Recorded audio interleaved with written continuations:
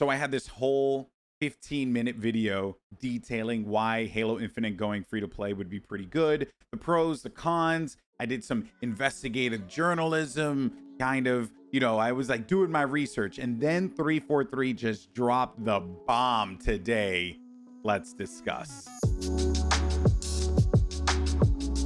So there was a rumor and a leak that happened a few days ago where a European toy website named Smiths actually had a listing for the Xbox Series X. And in that listing, it included that Halo Infinite will be featuring a groundbreaking free-to-play multiplayer. And now that is very specific marketing speak for selling a game. And it was confirmed that this was in fact on the website. I even checked it out myself.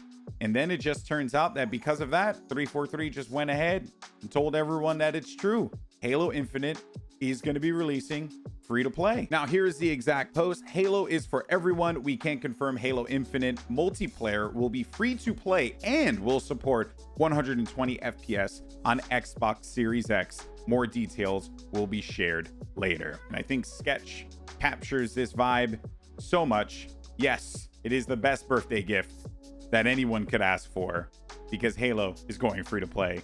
I can't believe it. So while all that's out there now, and it is in fact a very, very big deal, let's kind of talk about some of the pros and the cons really quickly. Firstly, let's start with the cons. The first con, I think it's the one that everyone is kind of worried about, is how anti-cheat is going to be handled. Free to play games leave themselves open for a lot of cheaters because there's no real fear of losing your account because you could just make another one. It's something that Riot has been fighting so much so with their Vanguard system, and it's something that across the board all these companies are just doing their best to try and combat, but it is not something that is easily winnable, as has been shown time and time again. Currently, games like Warzone or even Apex have been struggling with their cheater problem. So I am worried about how this is going to impact Halo Infinite. Another con is whether or not this means it is going to be globally available free to play. I would hope that that is the case, because if it is global free to play, then that's huge. That actually will get tossed into the pro column. But if it isn't, that could be a really big deal and could impact a lot of regions.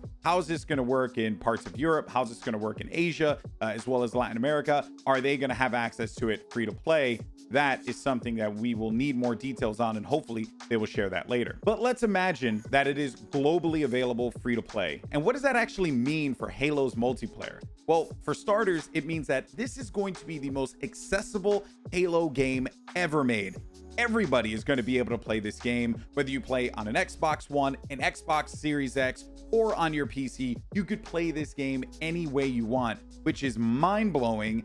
And when you factor in that this is the flagship title for Microsoft, you can tell that they are not stopping there. They are just taking out they're pulling all the stops out. They've thrown everything against the wall, and who knows, maybe this is going to be the thing that finally brings Halo back to that time when everyone's always like, remember when Halo 3 had 1 million concurrent players? Well, it seems like it's going to be very likely now that that is a possibility, given that there's Game Pass, free-to-play multiplayer available on any platform that you want to play on besides PlayStation and Switch. Sorry, guys. But still, that is a lot of people that have access to Halo that normally wouldn't have had access to it before, and everything is going to be connected. The next thing is, how is this going to affect esports? That's the thing that I care about. I'm sure that if you're watching this video right now, you probably care about it as well. I wonder what this means. Are we going to start to see the floodgates open up even more so for Halo globally? Does that mean that people might actually get into it in Asia? That we might see more competition sprouting up in Asia because Halo will be released out there?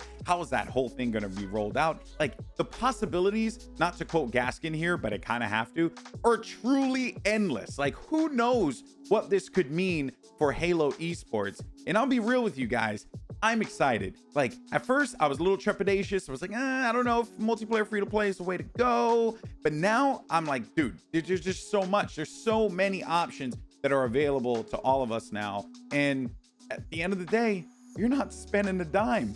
So it doesn't really matter. You could still play this game and have a good time with it. And to finally close it out on the esports note, where do we play this game on? Do we play it on PC, which I believe we should be, or are we going to be playing on Xbox Series X? Because, well, let's be honest here, this is going to be the game that sells Xbox Series X consoles. So I'm sure Microsoft is going to want the console somewhere, and whether that is used by the pro players or maybe just put it next to the host, right? Whoever, or the casters, I don't know. But I would imagine that they would want the Xbox Series X viewed by people who are looking at Halo tournaments. So my fear is that we're going to be using Xbox Series X. And even though it was confirmed in the latest update that the Halo Infinite multiplayer will have LAN available to it, which is a big thing. We don't know what kind of LAN it is. We don't know how Xbox Series X is going to work when it comes to LAN, but we know that LAN is going to be in the game. How does that relate to live events? Who knows? Obviously, there are way smarter minds that are going to be handling that stuff, such as Esports Engine, who are going to be, in fact, running the events. And if you're not familiar with Esports Engine, they're actually the guys that, you know, kind of made Halo Esports a thing to begin with. So that's kind of a plus as well. Overall, if you're a Halo fan, today was a big day. Lots of positives to take away from this. We'll see what this means for the global market. What does this mean for keyboard and controller players? How is that going to factor into this? Also, what is this going to mean for input-based matchmaking? Is that going to be a thing? Or maybe they found some balancing for the controllers and the keyboard and mouse? I don't know. I know people are going to argue about that, but I'm curious to see how they are going to solve that problem, because it certainly is something that they haven't solved yet. And I am going to keep my eye on this because there's so many unanswered questions. But for today, let us rejoice, because Halo Infinite multiplayer is free to play. 2020. What a time to be alive.